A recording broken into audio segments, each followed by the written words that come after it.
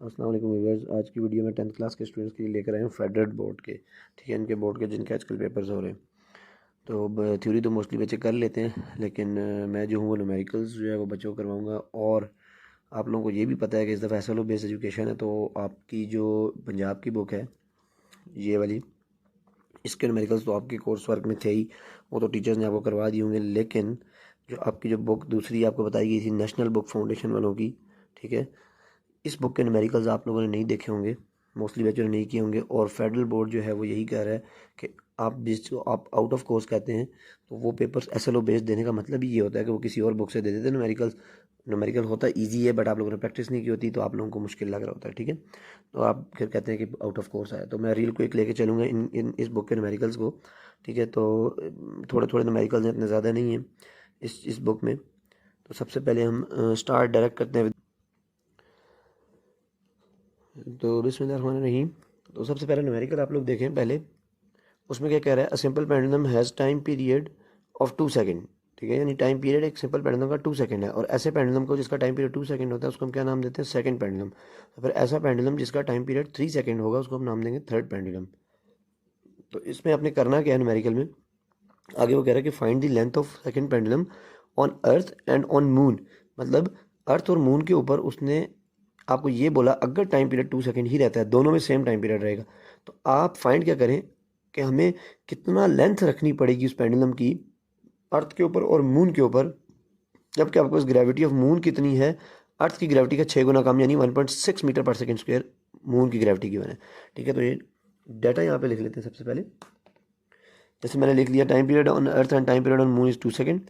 Length on अर्थ आपने find करनी है, लेंथ ऑन मून आपने फाइंड करनी है। यहाँ पे मैं डायरेक्ट लिख रहा हूँ, आपने पेपर में पूरे पूरे स्टेटमेंट के साथ लिखना है कि time period on moon and earth is equal to this and 2 second, and length on earth is equal to question mark, length on moon is equal to LM is equal to question mark, इस तरह। ठीक है, अब यहाँ पे आपको कुछ और भी दो चीज़ें गिवन है, जैसे ग्रेविटी ऑफ मून भी आपको गिवन है, वो आपको directly 1.6 metre per second square given है जी।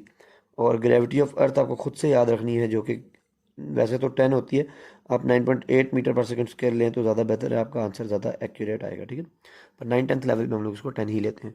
तो अपने सोल्यूशन में क्या करना है, सिंपली टाइम पीरियड का फार्मूला आपको मालूम होना चाहिए। जैसा कि आपको पता है टाइम पीरियड का फार्मूला क्या है, तो टाइम पीरियड का फार्मूला, जैसा कि आपको लोगों को पता है कि टाइम पीरियड का formula T equal to 2 pi under root L/G है।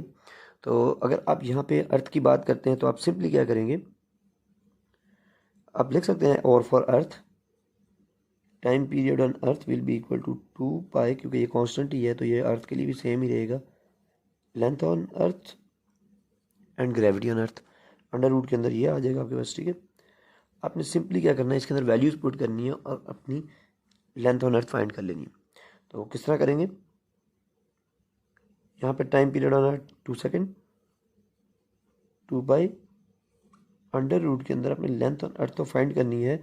तो ग्रेविटी ऑफ अर्थ कितनी है आपके पास, 9.8 metre per second square.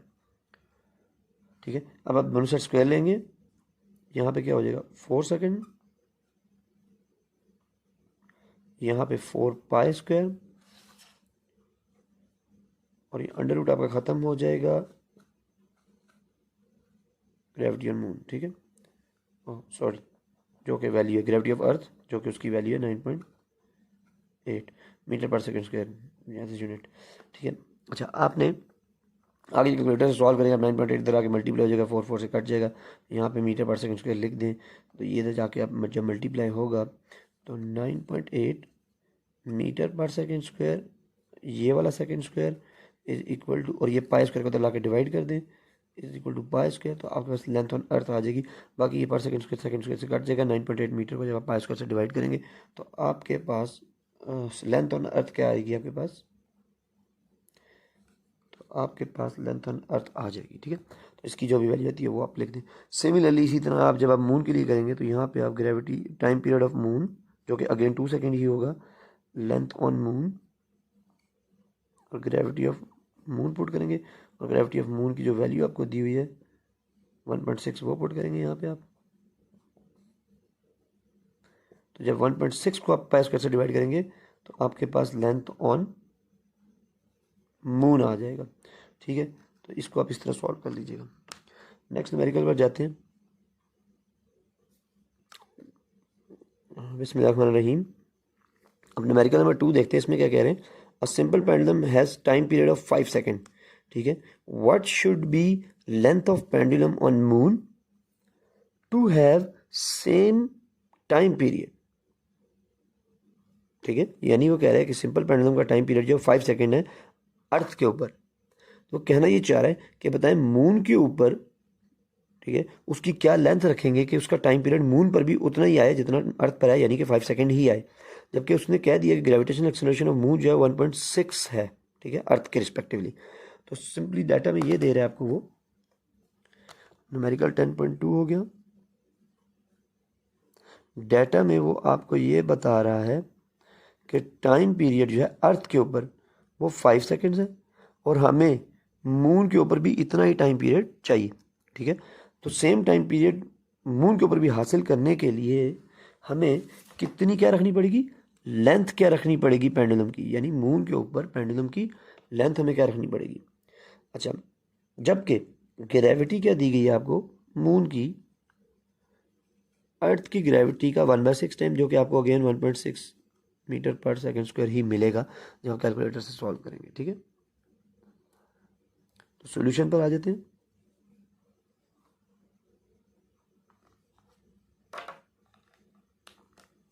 Solution में कैसे करेंगे जी, जैसे कि आपको अगेन मालूम है टाइम पीरियड का फार्मूला क्या है। ठीक है, अब चूंकि आपने मून के लिए करना तो आप लिख लीजिए फॉर मून। मून के लिए क्या होगा, और for moon time period will be same formula रहेगा, बट सिर्फ नोटेशंस का डिफरेंस आ जाएगा मून और ग्रेविटी। ठीक है, अच्छा अब यहाँ पे वैल्यूज पुट करें। टाइम पीरियड हमें उतना ही चाहिए जितना अर्थ पर था, पाई की वैल्यू आप 3.14 पुट करेंगे। ठीक है, under root what is the value for the length, यही तो हमें फाइंड करनी है। The gravity is 1.6 metre per second square value. ठीक है, आप इसको अगेन क्या करें, दोनों साइड स्क्वायर लें और आप लिख भी दें। समय मैं जल्दी इसलिए कर रहा हूँ क्योंकि आप लोग पढ़ चुके हैं, कर चुके हैं सब कुछ, तो आप लोग जो है ना सिर्फ आपको हिंट्स ही देनी है, आप खुद भी सॉल्व कर सकते हैं क्योंकि बोर्ड के पेपर है, तो आप लोग जल्दी जल्दी कर सकते हैं। और आप लोगों को मैं ये मान के चल रहा हूँ कि आप लोगों को आते हैं न्यूमेरिकल, बस सिर्फ ये न्यू बुक के न्यूमेरिकल आपको हिंट देनी है सिर्फ। ठीक है, ताकि आप लोग की एक दफ़ा नज़र से गुजर जाए तो आप पेपर में आसानी जो इसमें ट्रिक्स हैं वो आप देख के फटाफट आप समझ जाएं। ठीक है, और आप सॉल्व कर लें। अच्छा क्या करना है यहाँ पे फिर, हाँ स्क्वायर लेना दोनों साइड। ये 25 सेकेंड स्क्वायर हो जाएगा, ये 4 पाई स्क्वायर हो जाएगा। ठीक है, ग्रेविटी आपने 1.6 ही रखनी है क्योंकि उसका स्क्वायर नहीं हो जाएगा। ठीक है, और वैल्यू आपने किसकी निकालनी है, लेंथ ऑन मून की। ठीक है, सिंपली 1.6 को ला के आप मल्टीप्लाई कीजिए, तो बाकी कैलकुलेटर से ही करेंगे। 25 second square multiply 1.6 metre per second square, जो कि सेकेंड स्क्वायर से कट जाएगा 4 पाई स्क्वायर, तो ये आपको लेंथ ऑन मून दे देगा। आप सॉल्व कीजिए इसको, आपको आंसर मिल जाएगा। ठीक है, कैलकुलेटर से आप इसको कर ले सॉल्व, तो कैलकुलेटर सॉल्व करके आंसर आ जाएगा। ठीक है, अभी चलते हैं अपने नेक्स्ट न्यूमेरिकल की तरफ। अच्छा जी, बिस्मिल्लाहिर्रहमानिर्रहीम। तो अब थर्ड न्यूमेरिकल में वो क्या कह रहा है कि एक पेंडुलम है, उसकी लेंथ 2 मीटर है। ठीक है, यानी उसने आपको अब लेंथ दे दी है पेंडुलम की, वो वाइब्रेट कर रहा है एट अ प्लैनेट, किसी भी प्लैनेट पे वो वाइब्रेट कर रहा है। ठीक है, तो लेंथ हमें कितनी दे दी गई है, हम लिख लेते हैं 10.3। उसने हमें लेंथ क्या दे दी, लेंथ उसने हमें दे दी 2 मीटर। ठीक है, थर्ड न्यूमेरिकल में तो लेंथ हमें दे दी गई है 2 मीटर। उसके नेक्स्ट वो कह रहा है कि एक प्लैनेट पे वो वाइब्रेट कर रहा है, it continues it's vibration, it completes it's vibration, sorry, one vibration in 5 second, मतलब यानी कि टाइम पीरियड हमें दिया हुआ है 5 सेकेंड। क्यों, क्योंकि कोई भी पेरियोडिक मोशन कोई भी ऑब्जेक्ट कर रहा हो, तो जो वो एक पीरियड अपना कंप्लीट करता है, ठीक है, वो जो टाइम होता है उसको हम कहते हैं टाइम पीरियड, जिस टाइम में वो काम करता है। तो जो एक वाइब्रेशन और वाइब्रेशन जो वो कंप्लीट कर रहा है वो कितनी देर में कर रहा है, 5 सेकेंड्स में कर रहा है। ठीक है, तो कह रहे हैं what is the value of G. अब बताएं वो जो प्लेनेट है उसकी ग्रेविटी कितनी है। ठीक है, तो करना कुछ भी नहीं है, सिंपली मतलब करना तो है लेकिन आपने घबराना नहीं है बस, और सिंपली इसको इस तरह सॉल्व करें। आप टाइम पीरियड का फार्मूला लिखें पेंडुलम के। आपने पूरी स्टेटमेंट लिखनी है, मैं बस शॉर्ट शॉर्ट लिख रहा हूँ, आपने पूरी स्टेटमेंट लिखनी है, ठीक है। As time period is equal to T is equal to 2 pi under root L/G, ठीक है। वैल्यूज पुट करेंगे आप सिंपली, टाइम की जगह बाई पुटिंग वैल्यूज भी आप लिखते होते हैं, ठीक है, न्यूमेरिकल्स में, तो वो आप लिखेंगे बाई पुटिंग वैल्यूज, ठीक है। 5 सेकेंड 2 पाई, पाई की वैल्यू 3.14 अंडर रूट। अब की बार आपको लेंथ गिवन है, ग्रेविटी फाइंड करनी है उस प्लैनेट की जिस प्लैनेट पे वो पेंडुलम वाइब्रेट करे। थोड़ा सिंपल है। अगेन देखिए, आपने जो चीज़ फाइंड करनी है अगर वो अंडर रूट के अंदर है तो उसको पहले आज़ाद करवाना है अंडर रूट से। तो आज़ाद करवाने के लिए क्या करते हैं, स्क्वायरिंग बोथ साइड्स, ठीक है। बोथ साइड स्क्वायर करेंगे, क्या हो जाएगा, स्क्वायर करने से यहाँ पे 25 सेकेंड स्क्वायर आ जाएगा, यहाँ पे अगेन उसी तरह 4 पाई स्क्वायर आ जाएगा। अब अंडर रूट कट जाएगा स्क्वायर से, मैं लिख नहीं रहा वो स्टेप, आप कर भी सकते हैं, अंडर रूट लिख के काट सकते हैं, लेकिन बस जगह देख लीजिएगा पेपर में, आपको पता, आप लिमिटेड जगह दी होती है तो जगह देख लीजिएगा, ठीक है। तो ये आपने इस तरह, इसको आप सिंप्लीफाई किस तरह करेंगे, मतलब इसको थोड़ा सा अल्टरनेट किस तरह देंगे इसको, आपने क्या निकालना है, ग्रेविटी, ग्रेविटी को उस साइड लीजिए, 25 सेकेंड स्क्वायर इस साइड आ जाएगा। तो इसके बाद नेक्स्ट टाइम आप यहाँ पे करें, ये क्या बन जाएगा, G is equal to 4 pi square, actually ये 8 हो जाएगा क्योंकि 4 टू ज़र 8 हो जाएगा मल्टीप्लाई होकर, डिवाइडेड बाय ये 25 सेकेंड स्क्वायर, ठीक है। तो ग्रेविटी क्या आ जाएगी, एक सेकंड, नहीं मैंने स्क्वायर क्यों लिख दिया, सॉरी, पाई का स्क्वायर है, मीटर का नहीं है, क्योंकि मीटर पर सेकंड स्क्वायर आपका यूनिट बनना चाहिए, सेकंड स्क्वायर ऊपर जाएगा तो पर सेकंड स्क्वायर हो जाएगा ना, तो यूनिट आपका बन जाएगा मीटर पर सेकंड स्क्वायर।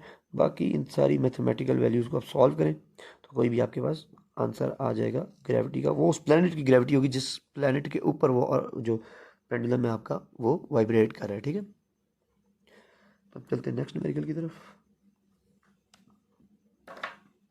बिस्मिल्लाहिर्रहमानिर्रहीम। अब अपने फोर्थ न्यूमेरिकल को देखिए, इसमें कह रहे हैं what is the time period of mass spring system if mass attached to spring is 500 ग्राम।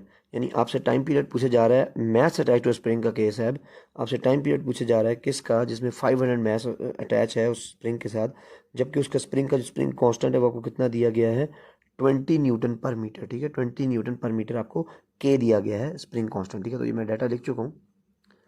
तो डाटा में आपको क्या बता रहे हैं कि 10.4 न्यूमेरिकल है, मैस आपको 500 ग्राम्स दिया हुआ है, टाइम पीरियड फाइंड करना है अपने मैस अटैच टू स्प्रिंग का, और के जो है स्प्रिंग कांस्टेंट वो 20 न्यूटन पर मीटर आपको गिवन है। तो सॉल्यूशन सिंपली वही है, मतलब सिर्फ नोटेशंस डिफरेंट है, क्योंकि मैस अटैच टू स्प्रिंग के केस में टाइम पीरियड का फार्मूला आप उसी तरह लिखेंगे, as time period of a mass attach to spring system is, रहेगा ये 2 पाई ही, ठीक है, अंडर रूट एम बाई के। अब आप कोई भी निशानी रख के ये याद रखें कि एम क्यों ऊपर रहता है, के क्यों नीचे रहते हैं हमेशा इस फार्मूला में, ठीक है। तो ये आपने याद रखना है, एम बाई के होता है, के बाई एम नहीं करना, गलती नहीं करनी।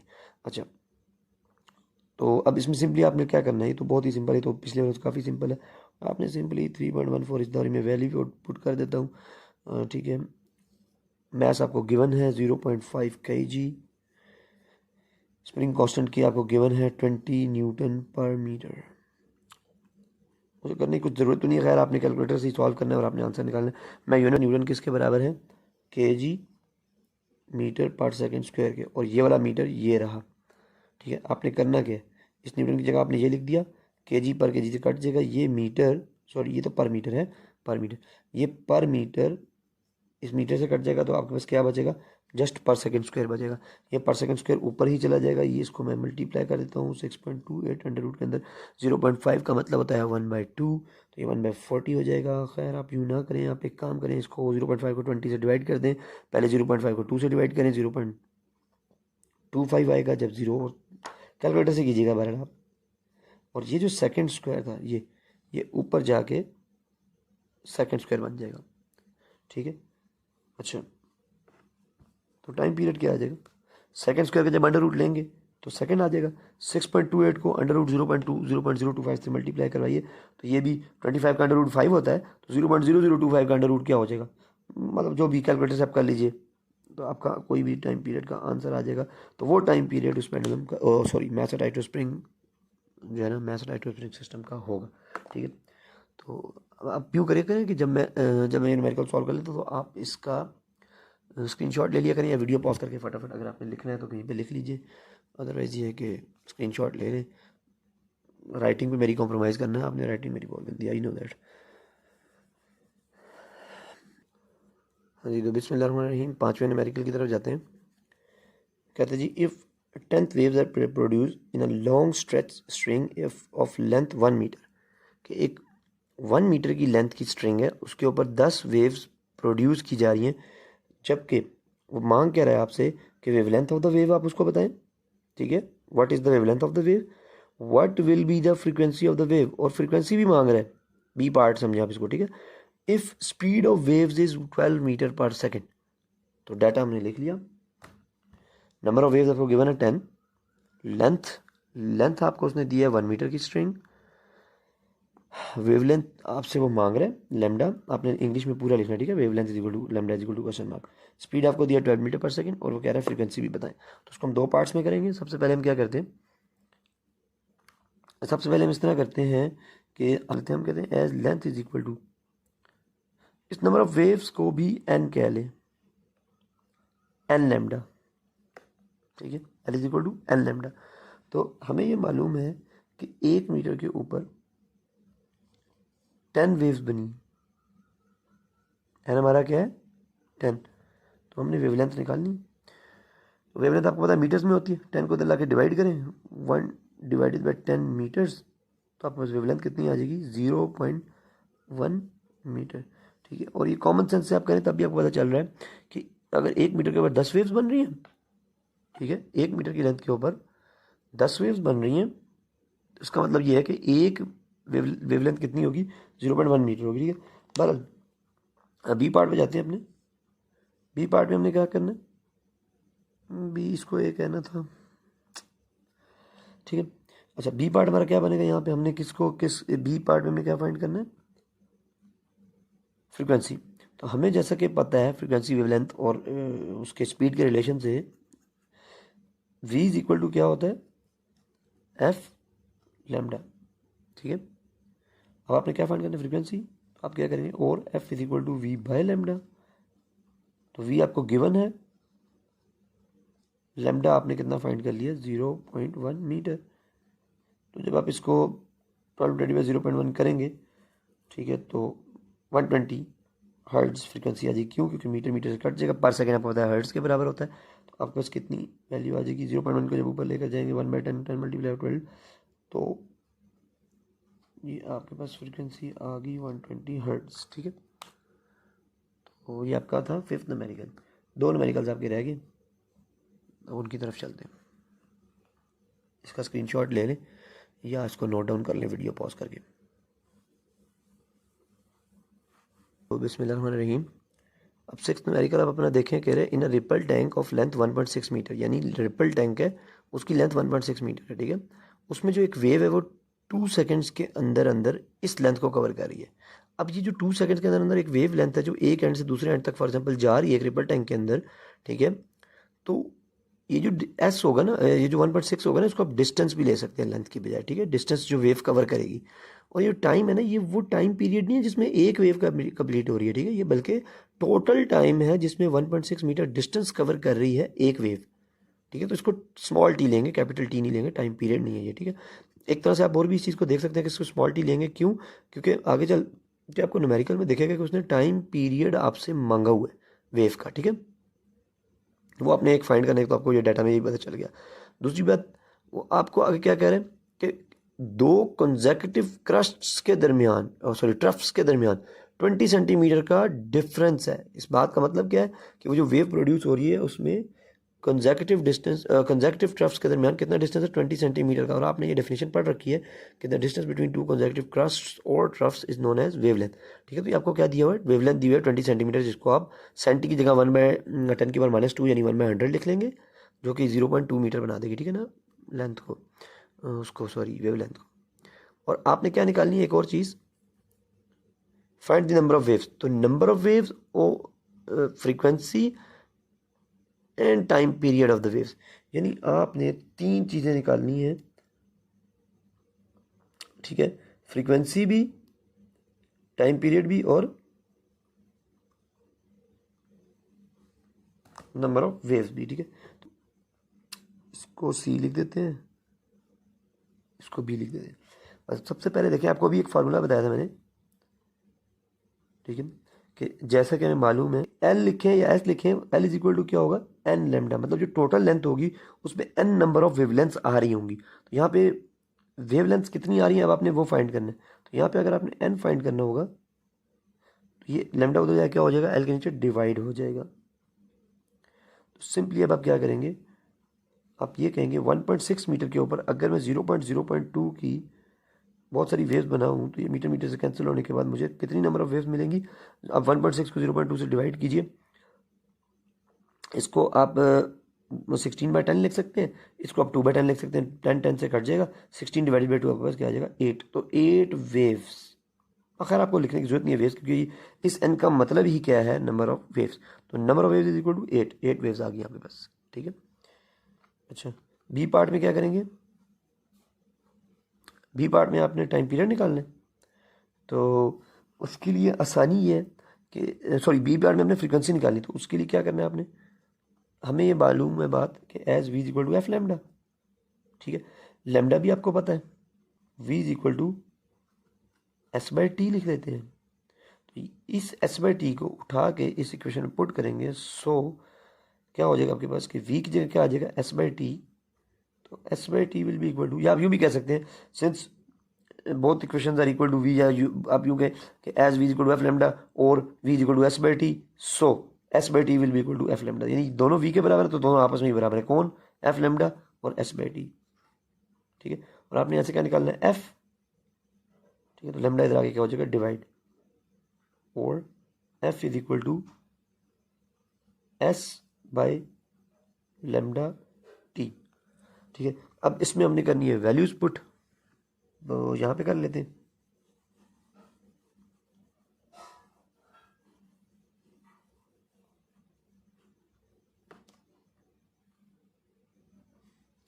ठीक है, तो एफ क्या आ जाएगा आपके पास, एस कितना गिवन है आपको 1.6 मीटर, वेवलेंथ कितनी है 0.2 मीटर, और टाइम आपको कितना गिवन है 2 सेकेंड्स। तो मीटर मीटर से कट जाएगा, ये सेकंड ऊपर जाके अगेन पर सेकंड बन जाएगा। वही 1.6 को 16/10 लिखिए, 0.2 को 2/10 लिखिए, 10/10 10 से कट जाएगा, 16/2 को 8 बनाइए, 8 को फिर 2 से डिवाइड कीजिए तो 4, फ्रीक्वेंसी कितनी आ गई 4 हर्ट्ज, ठीक है। नाउ अब आपने करना है सी पार्ट, ये आपका हो गया बी पार्ट। सी पार्ट में हमने टाइम पीरियड निकालना है, जैसा कि आपको मालूम है टाइम पीरियड 1/f के बराबर होता है, सो 1 डिवाइडेड बाई 4 हर्ट्ज यानी 4 पर सेकेंड, 1/4 कितना हो जाता है 0.25 सेकेंड्स। ये आपका आंसर आ जाएगा टाइम पीरियड का, सी पार्ट भी हो जाएगा, ठीक है। तो सी सिंपल ही था, बस ये है कि थोड़ा सा दिमाग से करना था। तो अभी लास्ट न्यूमेरिकल की तरफ जाते हैं।